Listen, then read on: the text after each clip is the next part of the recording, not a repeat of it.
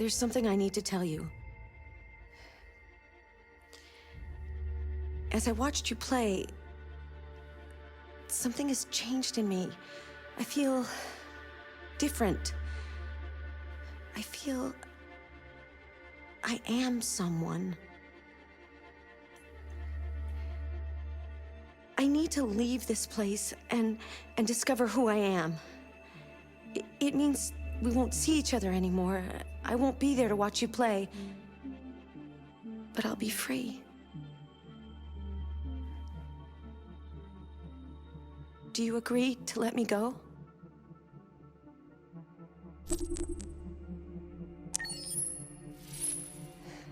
I'll never forget what you've done for me. Thank you.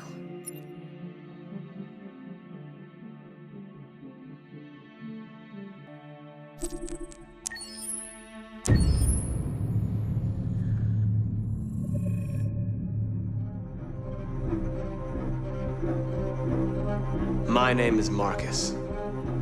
My name is Connor. My name is Kara. I am one of them. This is our story. I think who Kara is, or how I would describe Kara, depends entirely upon who's playing her, because you have the option to make her multiple different people depending on the choices she makes. But I think she does start out incredibly naive, incredibly innocent, and kind of hapless. I'm sure we used to be friends before I was reset. Maybe we can be friends again. She's a person who's characterized, I think, by empathy. She's a person who really, she just comes from her heart. You'll never leave me, right? Promise you'll never go. I promise. Kara! Are you okay? Are you hurt? Wait a minute. Leave her alone! Kara! Leave her alone! The really beautiful thing that I've had the gift to be able to do is to essentially build a person from the ground up, because that's what she's doing throughout the game. And with every experience she has and every person she meets, she's building, you know, first emotions and then the sense of judgment. And it's sort of an exploration of what it is to be a human. Don't worry. Luther and I will be right here.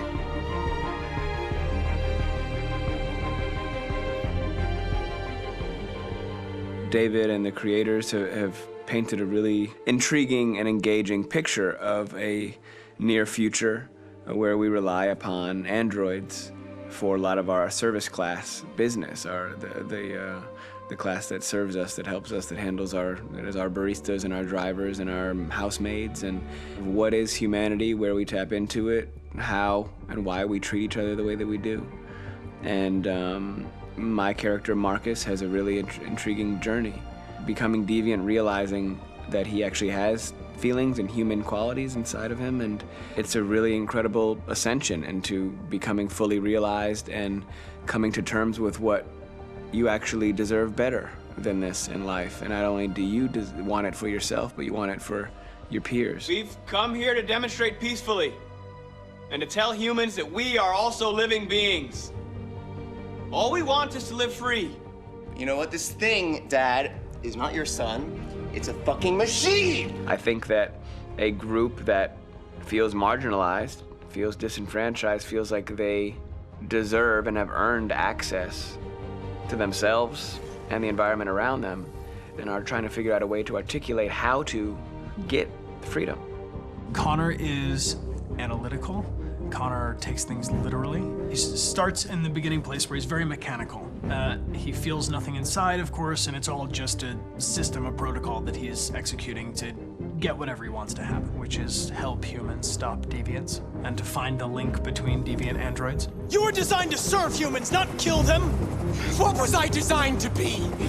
Their slave? Their toy? Just say, I killed him. Is it that hard to say? Stop it! Stop! But of course, over the course of the story, and depending on the player's choices, Connor can grow in many different ways. He can deviate from that procedure or not. The moment of truth, Hank. Am I a living being? Or just a machine?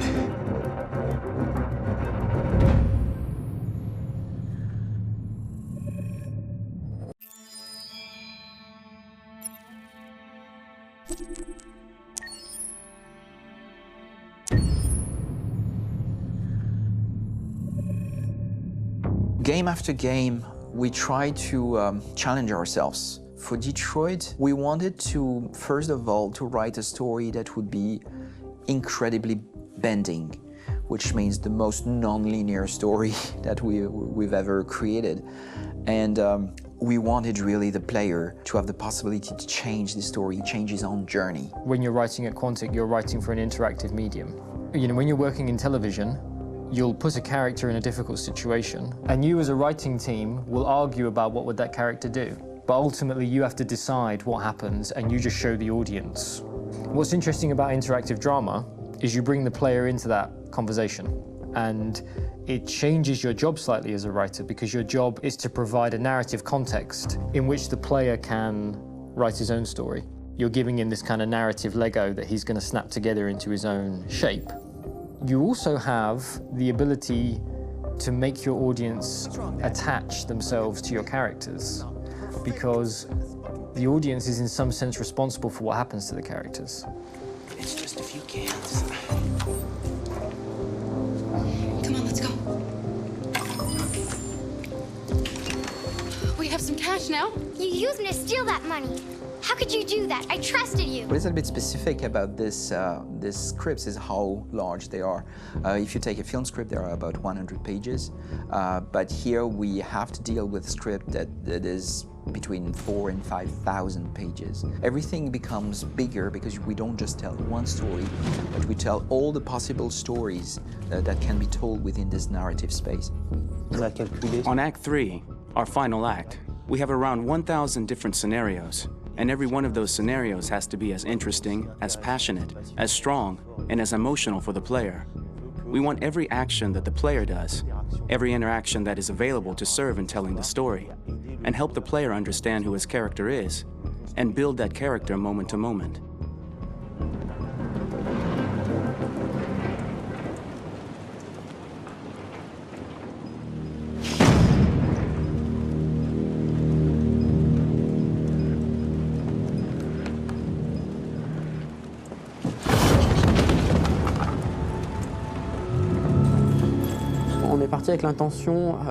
We started with the intention pretty early on that we would never lie to the player. So we implemented a visible tree structure in the game that players can consult during a scene or at the end of it, which shows exactly what they did and what they missed. There are games out there offering world exploration. We offer narrative exploration. You know, keeping control of such a wide and large story is a huge challenge. So same thing when you shoot with actors, because you will need to shoot many different versions of each dialogue, of each scene. For actors, it's a huge, huge challenge. Because of the style of the game, you have so many different ways that the character can go. Every decision, it's what I call kind of choose your own adventure. Like every decision that the player makes, it's going to open up 40 more pages of material and experience that ties in, which means as a performer, you have to try to continue to make things feel real that the player might not ever see, but also that in performance, it's not always connected to a previous act. It's grueling, it's hard work, but it's a great team, and I enjoy doing it.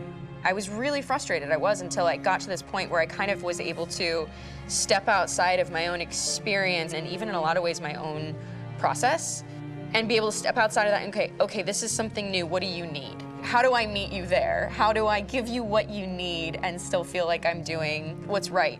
And once I did that, then all of a sudden it got really fun. It was much freer, and having to approach it in a new way and think about the player and think about how it serves them and what I'm doing for them or what I'm letting them into. It's really, I think, helped me grow in general. Remember, there's nothing on the left. That's all. So it's probably all there. And then make her come first, close. But I think you would go first to check that it's safe. Okay, sure.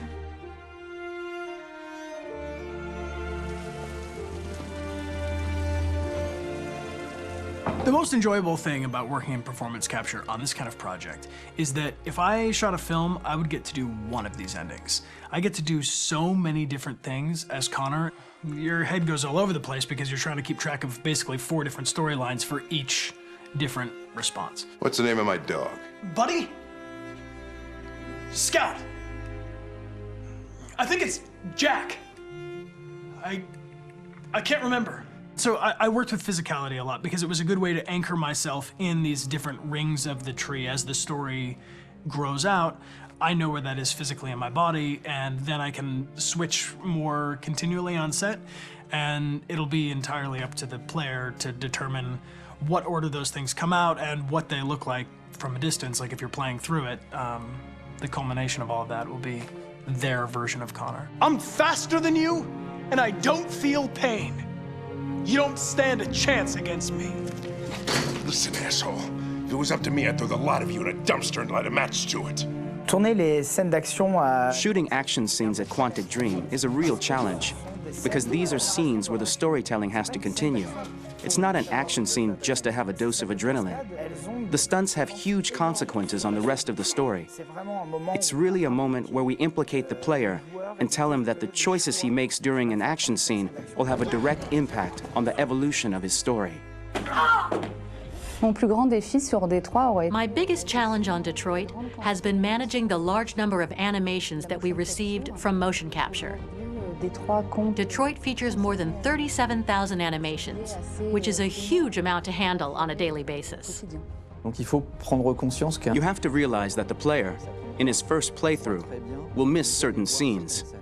This also means that we had to think of, conceive, and produce all the potential story paths. The characters' costumes, the places, day or night, the weather.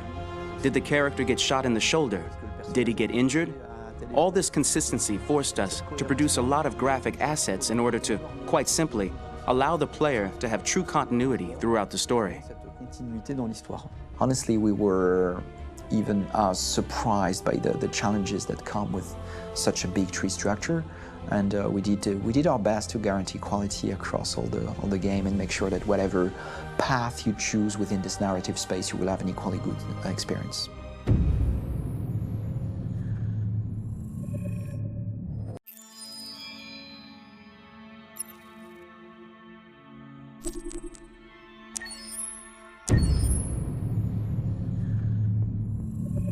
Detroit Become Human was produced over a period of 4 years. Here in Paris, we have a team of about 180 people, and to that, we need to add also all the outsourcing with our partners in the Philippines, in China, Vietnam, and in India. So when we started working on this story, I had to imagine where Kara was built. And for whatever reason, the city of Detroit came very quickly to my mind because it had already an incredible story by itself full of history and themes. So we traveled there with the team, and we were really moved by what we saw, and we could really feel the desire to fight and really be born again. And we just continued this curve, this growth, and just imagine what Detroit would be like if the Android industry was, using these huge factories to build androids there. A very strong element in Detroit is that there's a lot of industrial wasteland and a lot of nature too, and for us, the graphic designers, it was an incredible playground. The destroyed zones which we wanted to preserve, we appropriated them to turn into something else. Then in the areas that needed to be rebuilt, we were able to imagine our Detroit of the future. We didn't want to make a science fiction universe, but a world of anticipation. If we chose science fiction, we could have imagined flying cars, extraterrestrials, but those things are very far from our current everyday life. Anticipation is more about gleaning from our contemporary reality, the one we know, because Detroit is set in 2038, and 2038 is tomorrow. The difficulty we had was sticking to reality. That is to say, technology becoming more and more invisible, a lot more elegant, and at the same time, making it visual. So all the computer equipment, autonomous cars, we simply had to invent. They are in fact very technological objects, but at the same time remain very credible and ingrained in reality. To create a cohesive universe in the fashion and clothing of the human characters in 2038, I didn't want to put an accent on strange shapes, or really vibrant colors, and things we wouldn't know.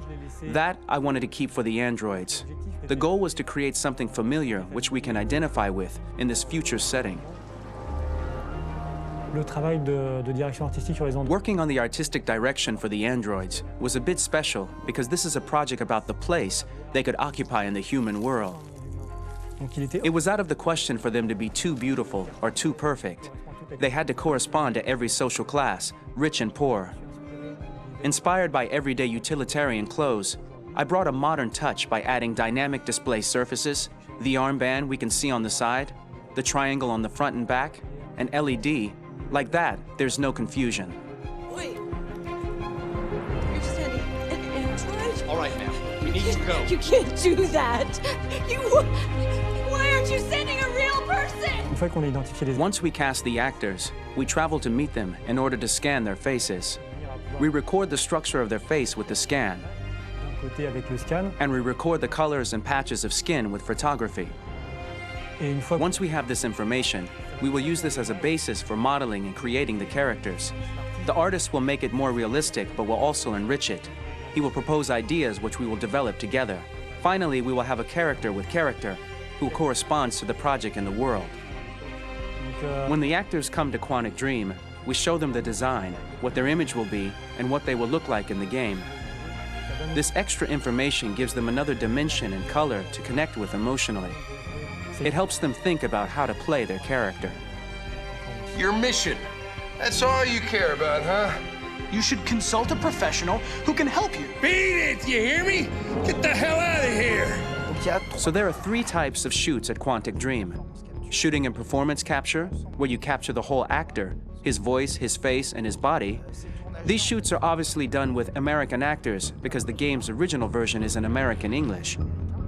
After that, there are the body-only shoots, representing around 250 days of filming, while the performance capture is 100 days of filming. Now, body-only shoots, there are 2 types. There are the action shoots and the technical shoots, which are mokit shoots. Mokit is when the player controls a character on the screen, and he moves in an environment to explore it. This is of particular importance at Quantic Dream, and therefore we shoot a lot to offer a unique context for each scene and each character. To prepare a motion capture shoot, we first get together to look at the sets we need, the animations that we want to shoot, which ones need to be grouped together, or which ones need to be cut and shot at another time, so that we get the most out of the shooting day. This often means shooting scenes out of order, especially those with big props or accessories, like a big car, for example. So we shoot all the animations related to that particular prop first.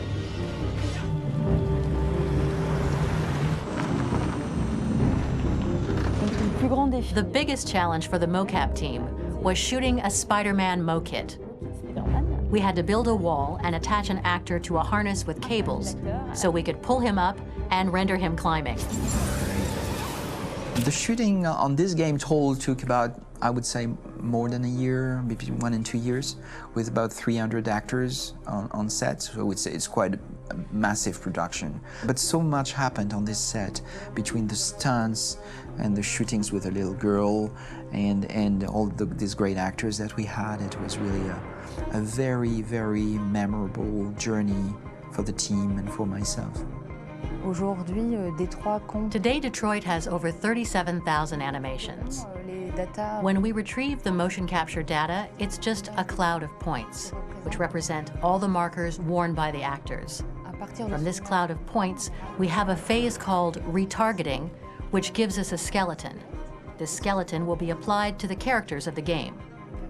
There is still work to be done, but this gives us the main movements. Since we are working on something very realistic, we must recognize the actor and also recover all the emotion he expresses in his performance. We use a system of facts, an identity card for each actor. We make the actor do a whole range of facial expressions. Then we recover all the expressions and paste the animations on a puppet that Jan has prepared. I then recover and refine these poses. I might stretch the lip, reinflate a cheek, tiny details that make the finished product really capture the actor. Because of the nature of our mocap system today, when we receive the animations, we're missing eye movements, and so the character has that dead look. He really has no eyes, so then it's a big part of the work for the animators to find the regard of the actor in relation to his position, in relation to the body, etc. It was crazy when I saw the newest model for Kara, because they've been working on it, and this was the first time I literally jumped in my seat. It not only looked so much like me, it was the fact that it looked so lifelike. It wasn't that it looked just like it was a camera, it was something else, you know, but it looked alive. It's exciting, and it's kind of terrifying. Game after game, we learned the rules of optics and filming, and our goal with Detroit Become Human was to have cameras that would actually emulate the optics of a real physical camera. So basically dealing with real-world imperfections was our main task, and just to make cameras look as real as we can. Once the animations are shot and processed by the animation department, integrated and polished, we film them. That is to say, we really do a mise en scène, as in cinema. The real difficulty of our job is to know if these cameras are telling us something. Are they in the emotion of the scene?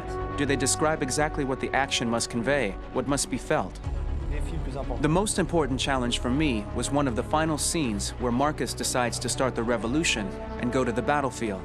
Very quickly, we imagined this to be a huge sequence shot. We wanted the feeling of a cameraman running behind us, while showing Marcus, the androids who help him, the person shooting at us, etc.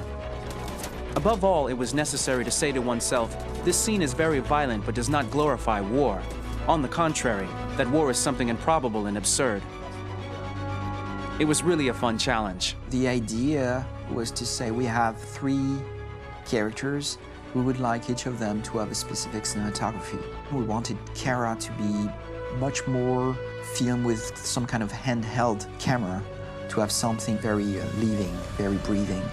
For Connor, we wanted something very cold and very perfect. And for Marcus, we wanted something epic and spectacular. So it was about the filming, but it was also about the photography. So we worked with a director of photography to give each character a different lighting, different key colors. Each of them would have their own worlds. And finally, we worked with the composers, so they would create a specific sound for each character, so each would have his own world and his own style.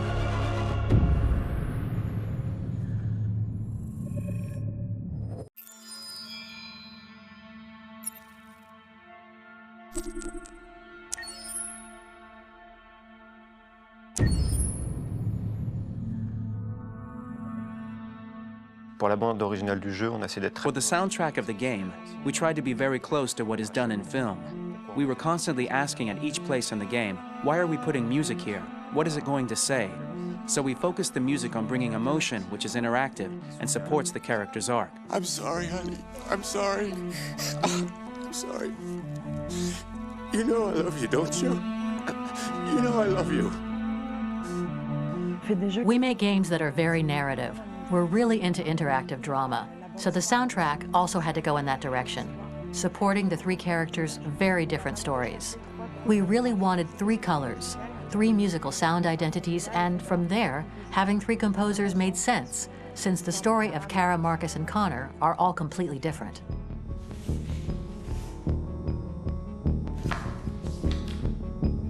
You recognize him? It's Carlos Ortiz. For Connor, we wanted a soundtrack that could be very cold and very mechanical, very machine-esque somehow. For Kara, we wanted a soundtrack that would be very moving and emotional. It was about the quest for identity, but it was also a journey about love and empathy. And for Marcus, we wanted something epic, something that would really represent the grand aspect of his quest. And we were very fortunate to find 3 incredibly talented composers, and working with them has been a dream, honestly.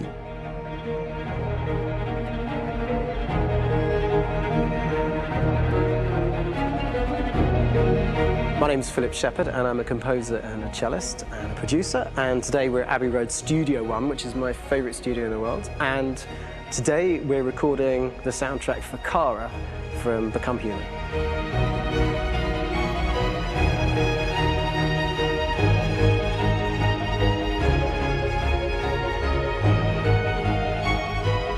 So when I compose a big project, I often travel just to kind of get out, you know, and get some fresh air and some inspiration. And I go hiking and traveling in Montana a lot. I had a log fire in the room that I was staying in, and the flames were kind of making absolutely direct music. And it became the basis for Kara's theme, and it sounds something like this.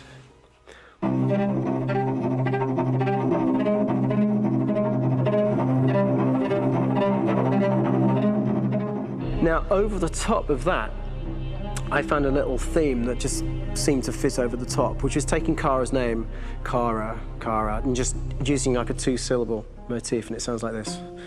We're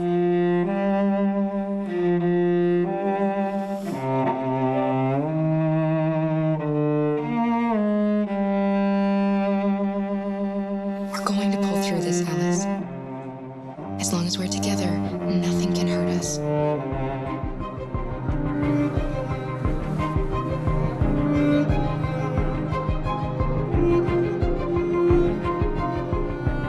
And all the time that's fitting over it.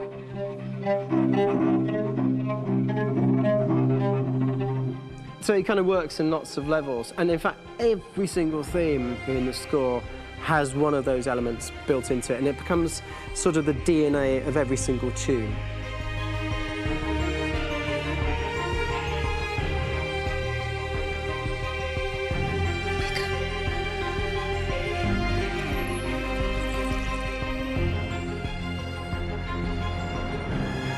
For me, writing this theme for Kara, I actually had to tap into what it feels like to be a father to daughters. I really had to tap into everything I feel about my daughters and thinking, well, if I had to write music for them and that sense of trying to protect them but also give them the freedom, that's totally where it came from. Because each composer has been given the sort of narrative responsibility for very different characters, I haven't had to sort of go into other styles. I can actually be very loyal to this particular character and sort of hopefully encapsulate her. But it means also I've suddenly become very connected to this character. And if for some reason it goes to game over early, I'm getting mortified, you know? They're over there! Starting a new project for me personally, it's always finding the right tone, finding the right color, I like to call it. For me, it's finding that right texture that actually sits against picture really well. One of the biggest things is I created custom instruments for Connor.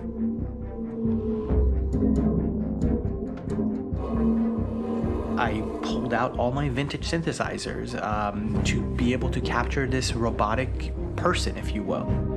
My approach to all of these custom instruments is that I hear the sound in my head. And either I could just come into the piano and just be like, all right, so I'm gonna just get on the computer and just create it. I rather be able to play these instruments physically. Oh, that's nice. You can do that.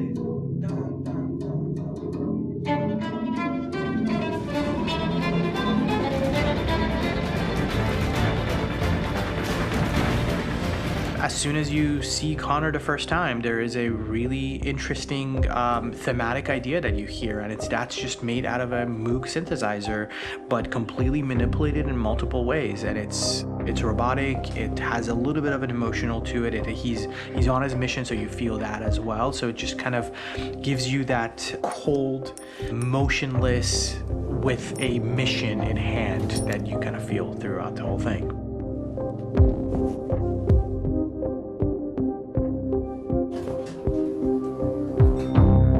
Because the music evolved, one of the things that I was very weary and I was very kind of focused on was the way that the music has to evolve.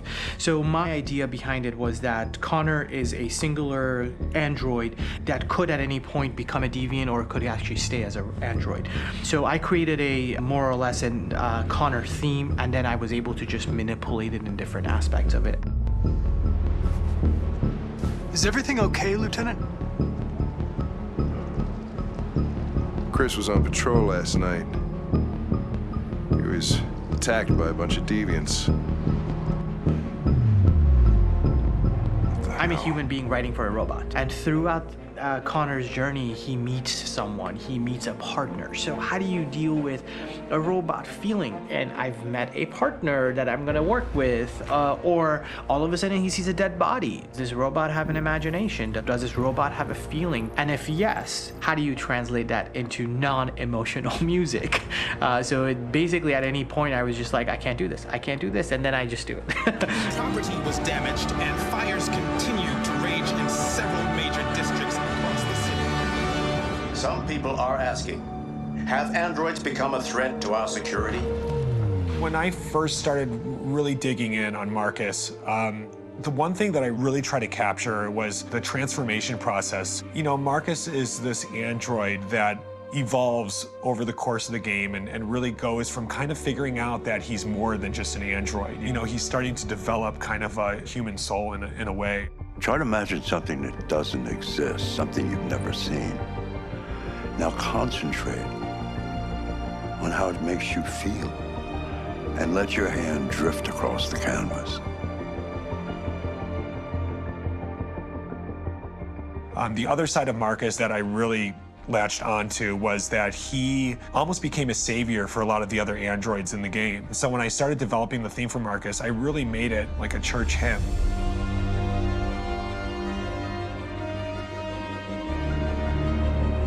I wanted it to be very simple. I wanted to make it a chordal melody. I really wanted to make it almost like a Bach hymn. The tough thing with that is it had to be recognizable. If I made it too complex from a harmonic standpoint, it would be hard, I think, for people to kind of pick it out and recognize it. It's very acoustic derived, but it's also been treated with a lot of effects and things to kind of put it into the space that I felt the sound should be in. It can be beautiful, it can be haunting, it can be extremely powerful from an action standpoint, and I'm really happy with the way it turned out. The music is there, but it's subliminal and it's emotional, and people are feeling it, and it's not distracting. And that's tricky with a game like this, where you have to have a lot of ins and outs like that, where the music kind of has to get in and out of these moments. This is a war we're fighting with the humans. If we fail, they'll destroy us. I think the game's been put together so well where I just wanted to make sure that I wasn't ruining the emotion.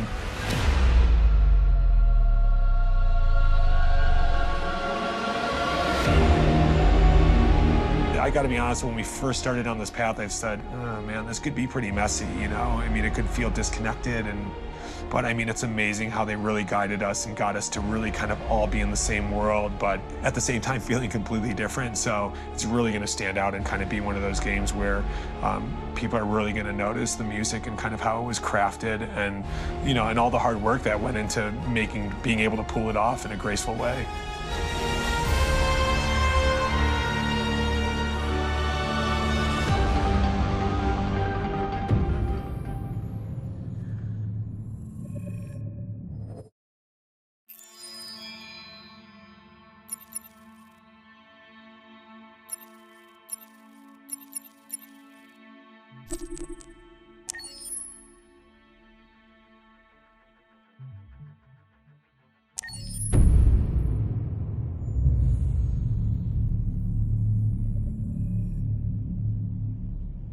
For starters, what should I call you? I'm Chloe. And you, what's your name? Oh, John. My name is John. Delighted to meet you, John. Could you tell us a little about yourself and what you can do, Chloe? Of course. I'm the first personal assistant built by CyberLife. I take care of most everyday tasks like cooking, housework, or managing your appointments, for example. And I understand you're the first android to have passed the Turing test. Could you tell us a little more about that? I really didn't do much, you know. I just spoke with a few humans to see if they could tell the difference between me and a real person. It was a really interesting experience. But this is the first time in history that man has created a machine more intelligent than himself. I gather your brain can perform several billion operations per second, is that right? Absolutely, but I only exist thanks to the intelligence of the humans who designed me. And, you know, they have something I could never have. Really? And what's that? A soul.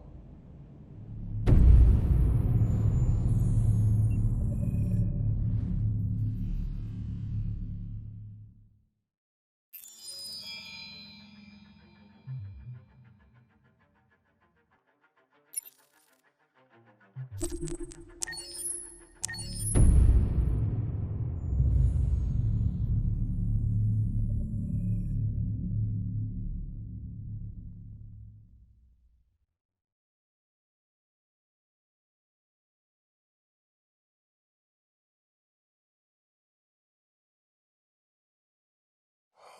on, just a little while longer.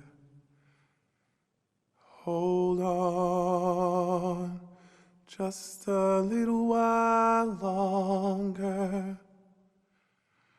Hold on, just a little while longer. Everything will be alright. Everything will be alright. Fight on, just a little while longer. Fight on, just a little while longer. Fight on.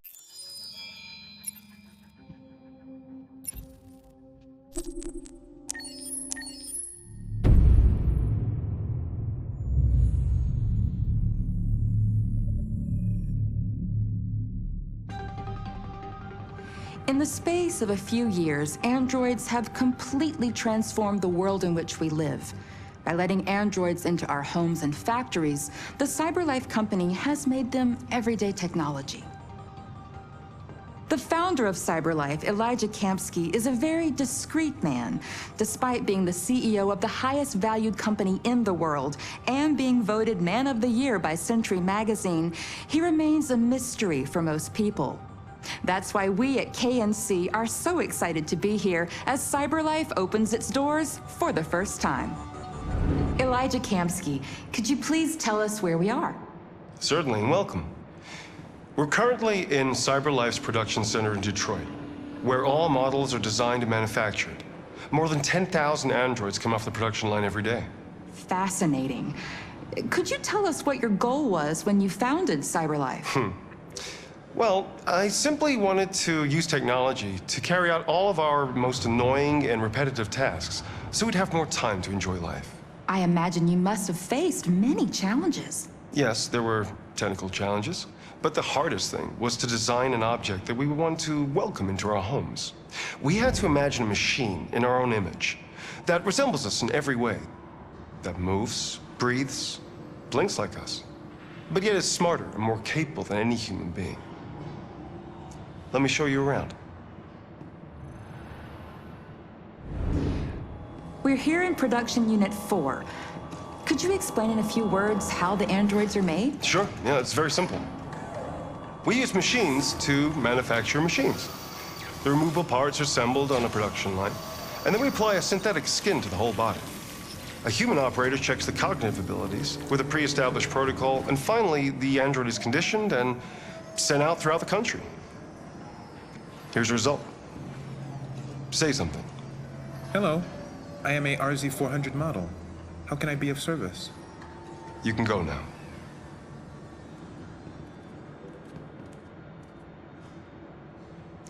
Our androids are already replacing humans in many fields. For example, they represent more than 80% of all university professors and 63% of all medical staff. Tomorrow they'll replace our soldiers, and who knows, maybe one day, our leaders, to make the best decisions in humanity's interest. Come on. Replacing humans with machines has led to record unemployment of 28%. What do you think about the situation? Okay. The first steam engines also caused an increase in unemployment. But no one today would imagine turning back the clock. Artificial intelligence makes everyday lives easier.